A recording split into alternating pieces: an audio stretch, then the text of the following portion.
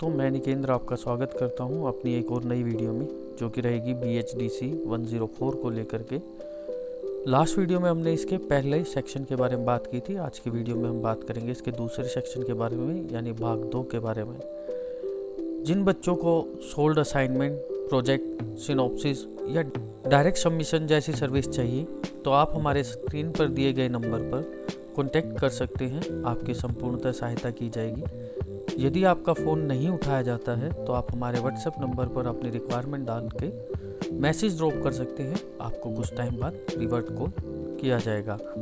यदि आप हमारे चैनल पर नए हैं तो आप हमारे चैनल को सब्सक्राइब करें और बेल आइकन का बटन दबाना ना भूलें, ताकि इग्नू से रिलेटेड आपको सभी जानकारियां जल्द से जल्द प्राप्त हो सके। दोस्तों, BEVAE 181 को लेकर के काफ़ी सारे बच्चों के कमेंट थे। यदि अभी तक आपने यह वीडियो नहीं देखा है तो आप यह वीडियो भी हमारे चैनल पर देख सकते हैं, जिसे हमने 2 पार्ट में बनाया है। इसके आप दोनों पार्ट को देखने के बाद अपना असाइनमेंट कंप्लीट कर सकते हैं। और जिन बच्चों ने दिसंबर 2024 में अपने असाइनमेंट सबमिट कराए थे, तो उनको लेकर के भी आपको अपडेट हमारे चैनल पर देखने को मिलेगा। उनके भी मार्क्स अपडेट कर दिए गए हैं। यदि इस वीडियो को भी अभी तक आपने नहीं देखा है तो आप इस वीडियो को भी हमारे चैनल के थ्रू देख सकते हैं। तो आइए दोस्तों, वीडियो को शुरू करते हैं। लास्ट वीडियो में हमने बात की थी इसके पहले सेक्शन को लेकर के, जिसमें आपको 20-20 अंक के 2 प्रश्न देखने को मिलेंगे। अब हम बात करेंगे इसके दूसरे पार्ट को लेकर के, जिसमें 10-10 अंक के 3 प्रश्न आपको देखने को मिलेंगे।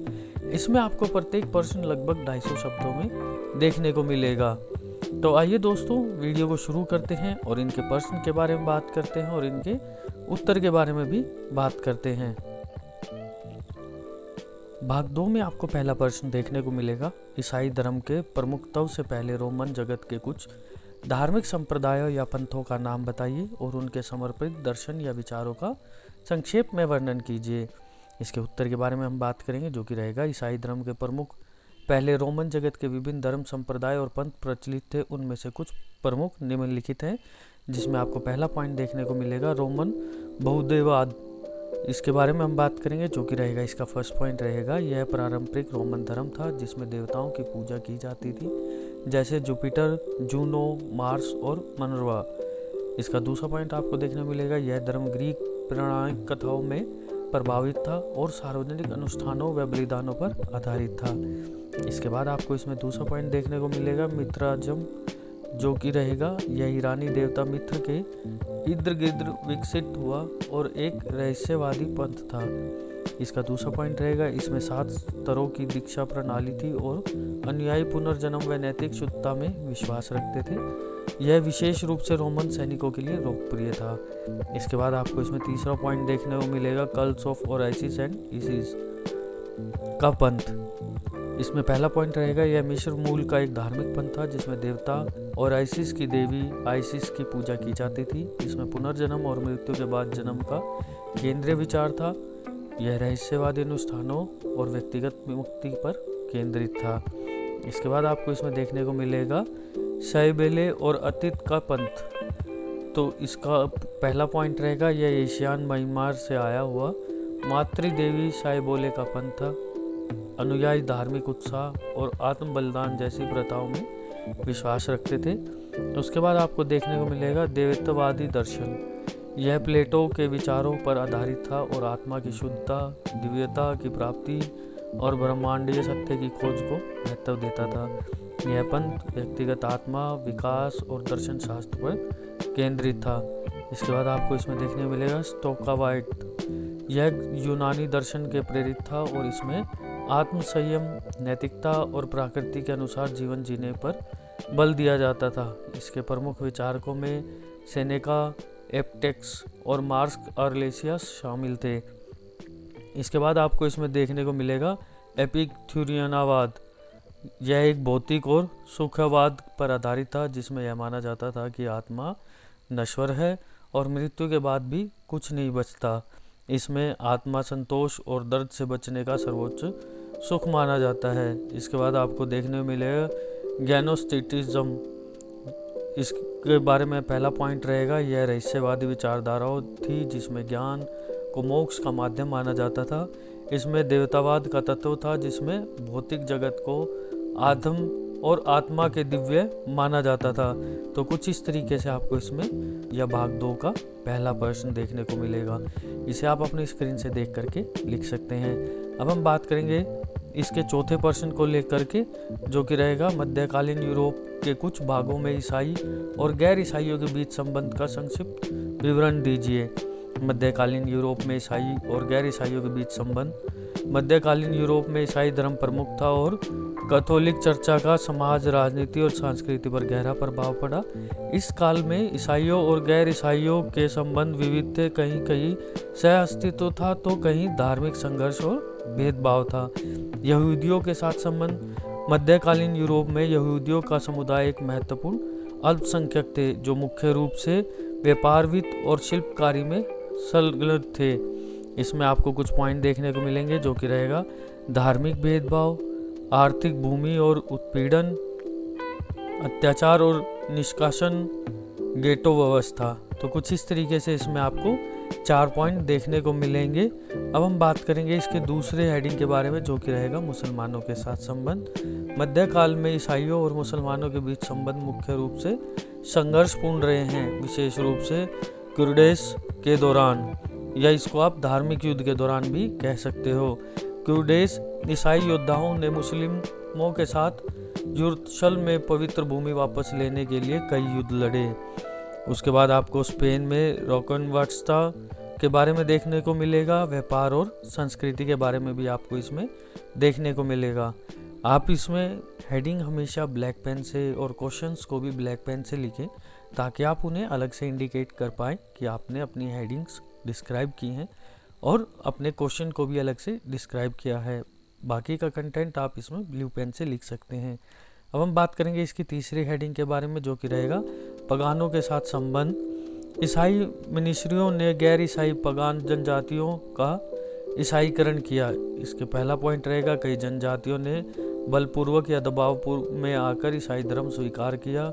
दूसरा रहेगा चर्च और ईसाई सम्राटों ने मूर्ति पूजा को प्रतिबंध कर दिया। तो कुछ इस तरीके से इसमें पगानों के साथ संबंध आपको देखने को मिलेंगे। अब हम बात करेंगे इसके 5वें प्रश्न को लेकर के, जो कि इस पार्ट का लास्ट प्रश्न रहेगा, सेक्शन 2 का लास्ट प्रश्न रहेगा, जिसमें कि रहेगा मक्का के निवासियों के धार्मिक रीति रिवाजों की आलोचनात्मक विश्लेषण कीजिए। मक्का के निवासियों के धार्मिक रीति रिवाजों का आलोचनात्मक विश्लेषण। इस्लाम के उदय से पहले मक्का की निवासियों का धार्मिक जीवन मुख्य रूप से अरबी बहुदेववाद पर आधारित था। उनके धार्मिक रीति रिवाज की कई विशेषताएं थी, जिसमें मूर्ति पूजन, विभिन्न देवताओं की आराधना, काबा का महत्व और विभिन्न धार्मिक अनुष्ठान शामिल थे। हालांकि इन प्रथाओं में कई दोष भी थे, जिनका आलोचनात्मक विश्लेषण हुआ है, जिसमें आपको पहला पॉइंट देखने को मिलेगा बहुदेववाद और मूर्ति पूजा। मक्का के निवासी विभिन्न देवताओं की पूजा करते थे, जिसमें प्रमुख रूप से हुबल, लात, उज्जा और मानता शामिल थे। कब्बा में 360 से अधिक मूर्तियां रखी गई और लोग अपने व्यक्तिगत या कबीलाई देवताओं की पूजा करते थे। इसके बाद आपको इसमें इसकी आलोचना भी देखने को मिलेगी। यह धार्मिक व्यवस्था एक रूपता और आध्यात्मिकता से अधिक विश्वास और अज्ञानता पर आधारित थी। तो कुछ इस तरीके से आपको इसकी आलोचना देखने को मिलेगी। धार्मिक व्यापार और शोषण।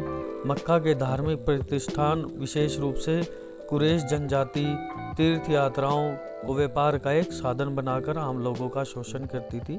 तीर्थ यात्री विभिन्न अनुष्ठानों और बलिदानों के लिए धन खर्च करते थे, जैसे कुरैश नेता आर्थिक रूप से लाभान्वित होते थे। इसकी आलोचना के बारे में बात करेंगे, जो कि रहेगा धर्म आस्था का व्यवसायीकरण। लोगों के धार्मिक अनुभव को वास्तविक भक्ति की बजाय आर्थिक लेन देन में बदल रहा था। इसके बाद आपको इसमें थर्ड पॉइंट देखने को मिलेगा, जो कि रहेगा काबा और हज से जुड़े अंधविश्वास। काबा को अब्राहिम और इस्लाम द्वारा निर्मित एक पवित्र स्थल माना जाता था, लेकिन इस्लाम के पूर्व काल में यह विभिन्न मूर्तियों का घर बन चुका था। हज के दौरान कुछ अजीब प्रथाएं थी, जैसे बिना वस्त्रों के ताफा भी प्रचलित थी। आलोचना, धार्मिक परंपराओं का नैतिकता से अधिक अंधविश्वासों पर केंद्रित होना समाज में भ्रष्टाचार और नैतिक गिरावट को बढ़ावा देता था। सामाजिक भेदभाव और असमानता, इसमें 4th पॉइंट आपको देखने को मिलेगा, जो कि रहेगा धार्मिक व्यवस्था में सामाजिक असमानता थी। ऊंची जाति और शक्तिशाली कबीलों को अधिक धार्मिक महत्व दिया जाता था, बल्कि मुसलमानों और गरीबों को धर्म में निम्न स्थान प्राप्त था। इसकी आलोचना के बारे में बात करेंगे, जो कि रहेगी इस व्यवस्था में धार्मिक समानता का अभाव था, जिससे समाज में वर्ग भेद और अन्याय बढ़ गया था। तो इस तरीके से आपको इसमें 4 पॉइंट देखने को मिलेंगे, जैसा कि आप अपनी स्क्रीन पर देख पा रहे होंगे। इसे आप अपनी स्क्रीन से देख करके लिख भी सकते हैं और अपने असाइनमेंट में बना सकते हैं। यह आपका सेक्शन नंबर 2 कंप्लीट होता है। अगली वीडियो में हम बात करेंगे इसके सेक्शन नंबर 3 की, जिसमें आपको सभी प्रश्न देखने को मिलेंगे, जिसमें छठा प्रश्न रहेगा रोमन कला। तो वीडियो में अंत तक जरूर बने रहिएगा। इसका नेक्स्ट पार्ट भी आप अपने इसी YouTube चैनल पर देख सकते हैं। यदि वीडियो में दी गई जानकारी आपको अच्छी लगी हो तो चैनल को सब्सक्राइब करें और बेल आइकन का बटन दबाना ना भूलें, ताकि इग्नू से रिलेटेड सभी जानकारियां आप तक जल्द से जल्द पहुंच सके। और हमारे चैनल पर आपको इग्नू के असाइनमेंट, सिनॉप्सिस और प्रोजेक्ट्स के बारे में भी जानकारियां दी जाएंगी। हमारे चैनल पर आपको इग्नू में टाइम टू टाइम जो भी अपडेट रहते हैं उनके बारे में भी जानकारियां दी जाएंगी। वीडियो में अंत तक बने रहने के लिए आपका बहुत बहुत धन्यवाद।